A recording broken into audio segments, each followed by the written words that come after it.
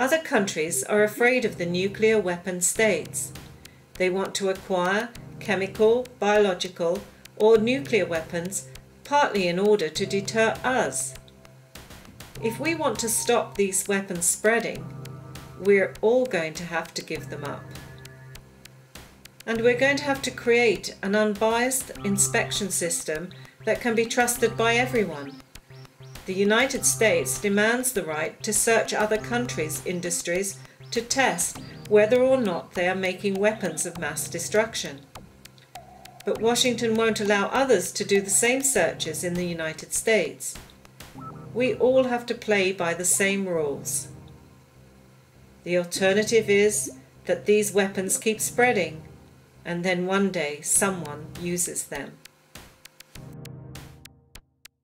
Of course, they have a major relevance, nuclear weapons, to the war on terror, in that they are instruments of terror. That is how they are meant to work. Deterrence is to impose terror on other people. So once you've introduced that principle of terror, then it's a continuum. It ends up with people like Al-Qaeda. It's the same pattern of things.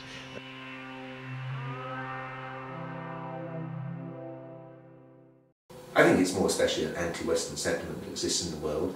It's obviously fostered to some extent, encouraged by our association with the USA, which I think to some extent it shows an aggressive policy sometimes, not always well thought out.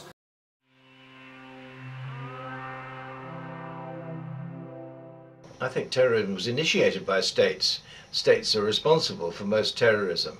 When you think of the things that I'm talking as an Englishman here, what we have done over the years in terms of attacking civilians directly, which we've done, culminating in Hiroshima and Nagasaki, major acts of terrorism, bombing the Kurds in the 20s from the air, aerial policing the RAF called it, all acts of terrorism.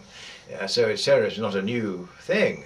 It's all part of the general slide down of the morality of war, and so that civilians, that non-combatants are major targets is not a new invention. It's only that now we've baptized it and said it's what you do to states is what we call terror. It's not what we do to anybody else.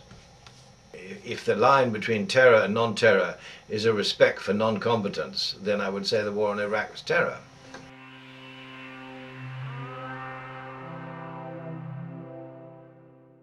In October 1969, over 250,000 people came to Washington, D.C.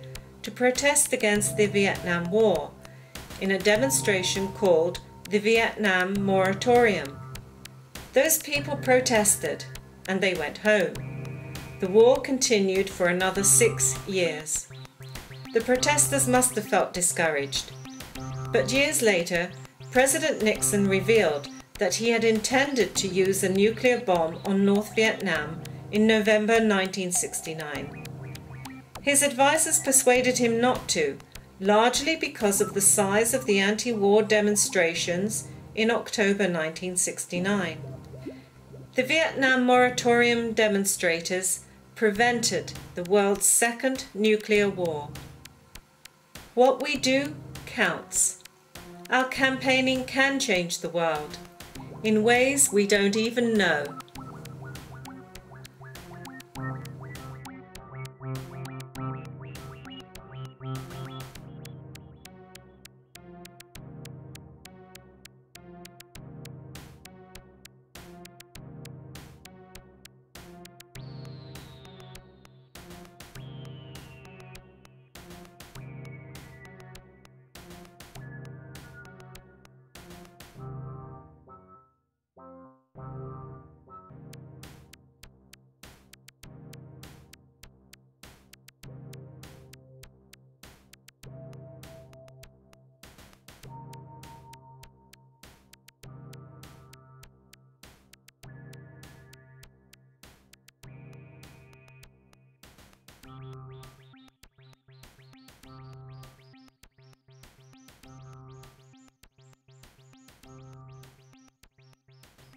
I can't condone any sort of violence, but I think the oppression of big groups of people probably leads to terrorism. If I were a lot more helpful to the countries that are in trouble and sort out Israel.